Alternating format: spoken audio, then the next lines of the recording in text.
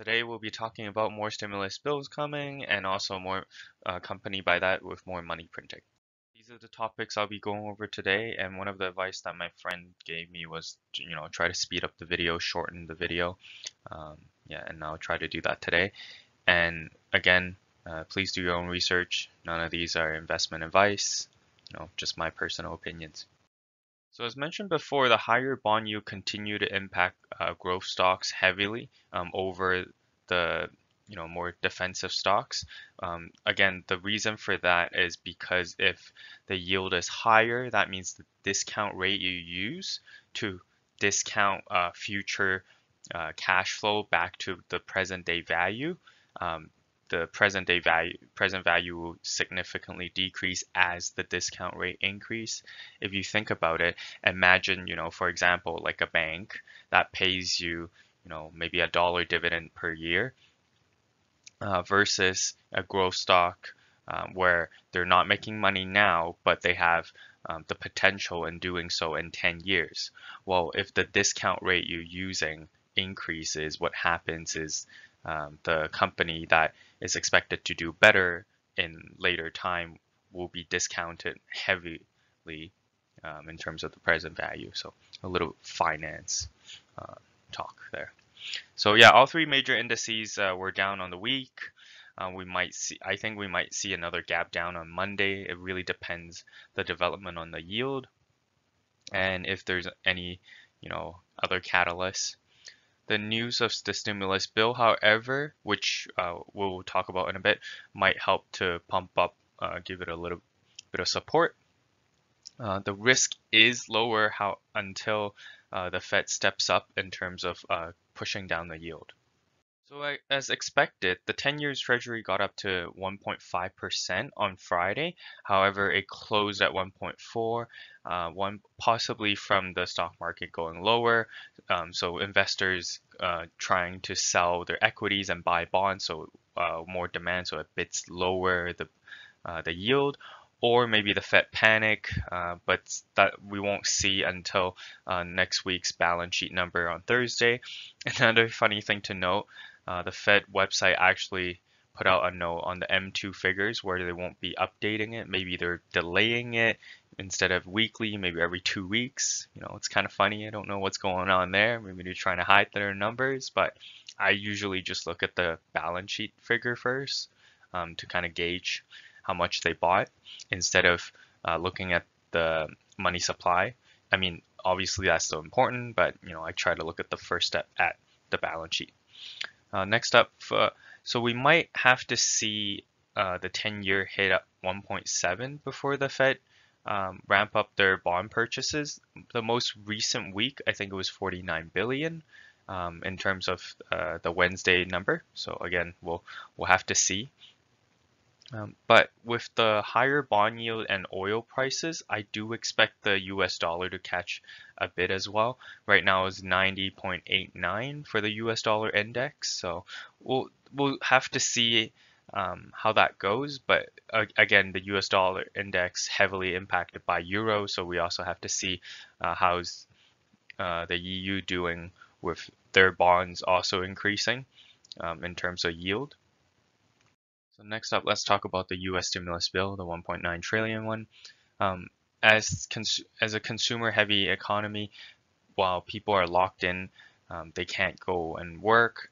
In order to prevent the whole thing collapsing, you have to send them checks. Obviously, long-term and economic-wise, it's a bad thing because what happens is when you shrink the productivity, when you shrink supply of goods and services, but demand doesn't decrease as much or it stays the same, what happens is you have a lot more inflation pressures, and we have already seen that with the increasing trade deficits, meaning how are these people able to buy all these things when no one's producing as much? They're importing, mostly China, and I've already discussed that with the container crisis topic. Now let's take a look at what's in the bill. There's some state and school support, vaccine, help with hunger. I think that was a food stamp program, small business help, more loans and maybe grants, rental assistance, child tax credits. But a lot of people are focusing on like two main parts. which is the stimulus bill and unemployment aid, and also the minimum wage to $15. Now, obviously, stimulus checks, again, long term, it doesn't help the economy. But it's going to be done. So we're focusing more on the impact, not so much on the politics behind it. Minimum wage, again, a higher minimum wage. If there's a legal minimum wage set above the market wage for a particular job, you will have more supply of labor, but less available for demand of such labor. Any price ceiling that's set. So let's say a rent control or a price cap on like in high inflation countries in terms of like consumer goods, all you have is shortages. So same thing will happen. It, it's not rocket science. It's Econ 101.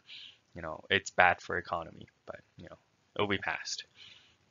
Maybe a lower number, that's something for the Senate to discuss, but the House has passed the bill and the Senate is next. And again, the same quote comes up quite a lot during these crises. And my thinking is that I don't think this will be the last stimulus bill. I think there's more to come. But yeah, you never let a serious crisis go to waste. And if you want to take a look at more detail of what's actually in the stimulus bill, I kind of attach a little link below. So now let's talk about the Fed's next move. So they'll probably let the stock market run down a little bit longer since it was way too overheated.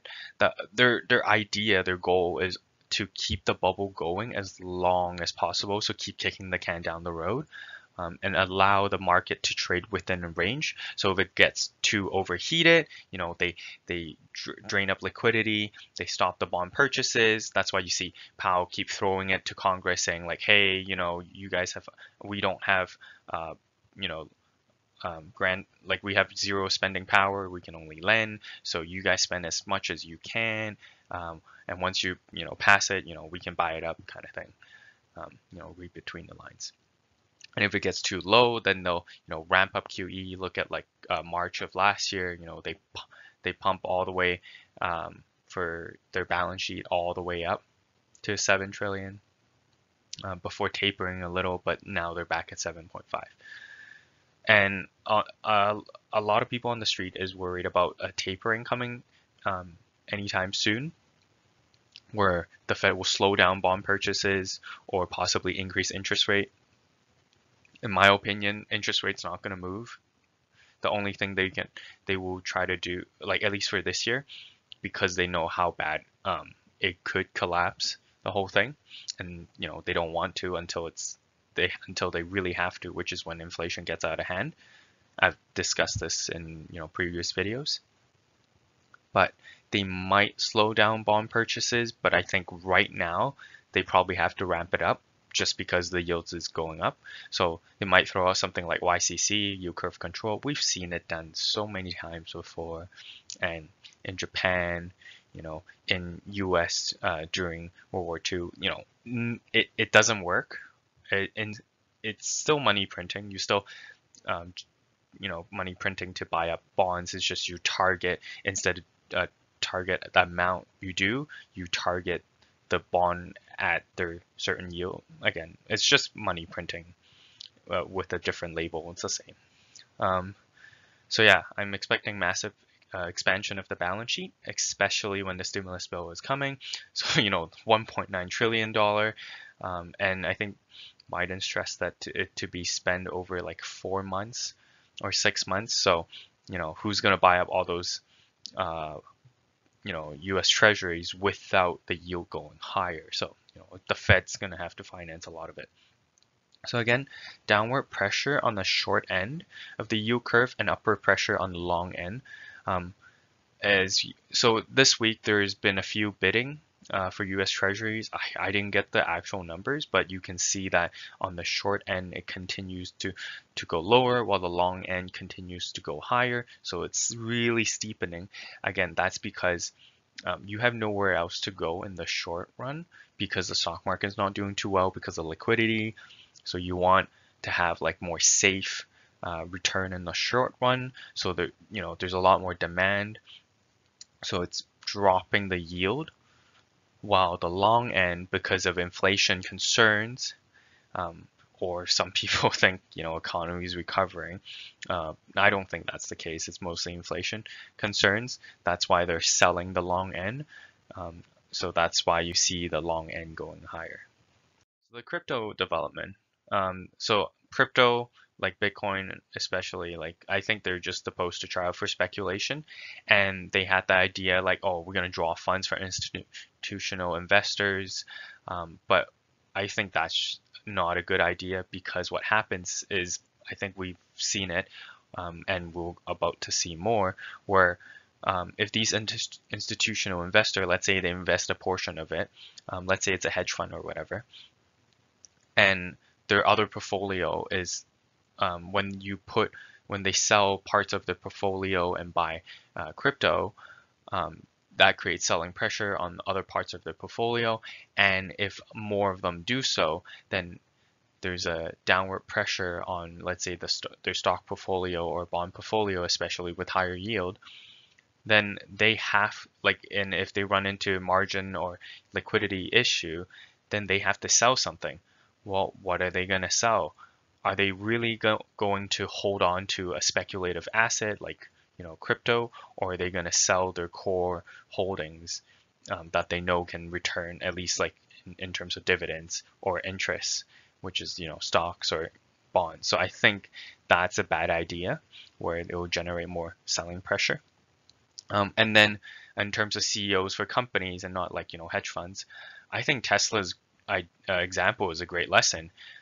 Even as Bitcoin has increased in price in terms of what Tesla bought it at, the investors of Tesla did not like that idea. Or maybe, and I think in the people who are buying Tesla and Bitcoin now, it's the same group of people. They just want to speculate. And I'm personally concerned about Cathie Wood's ARK fund, where they announced when Tesla was going down, they bought up even more. So, we'll see. I mean, Michael Burry has been very vocal in shorting Tesla. So, I think he got, the next big short. So I'm excited to continue to see what the development of Tesla. In my opinion, I think it's a huge bubble and it has a long way to go. And I think the Bitcoin involvement was not a good idea in terms of the valuation. Sure, it increased on paper, but what if it goes down, and then there's more selling pressure coming from Tesla. So the GBTC Grayscale Trust, trading at a discount to its net asset value, meaning it makes more sense to buy the GBTC instead of buying Bitcoin itself. So it competes with Bitcoin, and because of that, there's no one's going to give GBTC money for more shares in the trust, but rather they'll just buy it from the second-hand party. So meaning there's no more new money in terms of the trust to buy more Bitcoin. But the problem is then they also have management fees. Well, how do they pay management? They have to sell their assets. So they sell Bitcoin again. So more selling pressure, less buying of Bitcoin because more people would just buy the Grayscale Trust. But the problem is when more people buy the Grayscale Trust instead of buying Bitcoin, there's another lower price pressure on Bitcoin, and so more people buying the Grayscale Trust would feel uncomfortable, and so they might sell. It's a really bad cycle. So we'll see the continuous development. Again, my advice is, because of the whales control such massive quantity, it doesn't matter if you're long or short, you just get killed. If you look at the 5-minute charts, it's crazy. Like when it really goes, where it could crash down like a few thousand in 5 minutes, but then right back up in 5 minutes. So that's just the whales running the stops. Like, you can't play that game. And even if you buy up a lot, they can just move on to a different coin. So you can't, the only way to, there's no way of winning in this game is like on the long term. The only way to avoid losses is just not to play. Now let's talk about oil. So oil price is mainly influenced by political powers. Obviously there's supply and demand, but it's mainly political. So recently, yeah, there's the U.S. bombing of Syria, saying they're targeting Iran-backed militias. So maybe they're, focusing their target on Iran and, try to maybe decrease supply a little bit. Maybe also selling favors to other OPEC countries.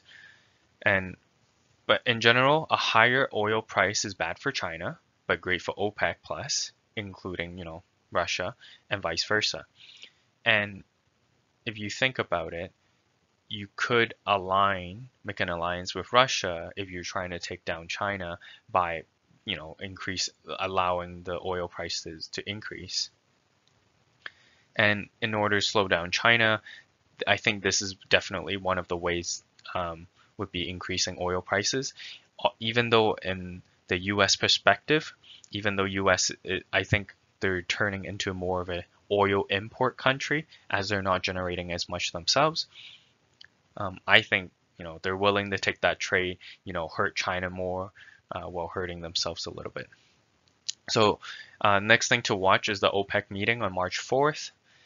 If the supply agreements will continue, because I think they might say something along the line, we might slow down the supply cuts, because the big thing to watch right now is storage, and I think storage is continues to go lower, and we shall continue to observe. Finally, let's talk about some precious metals news.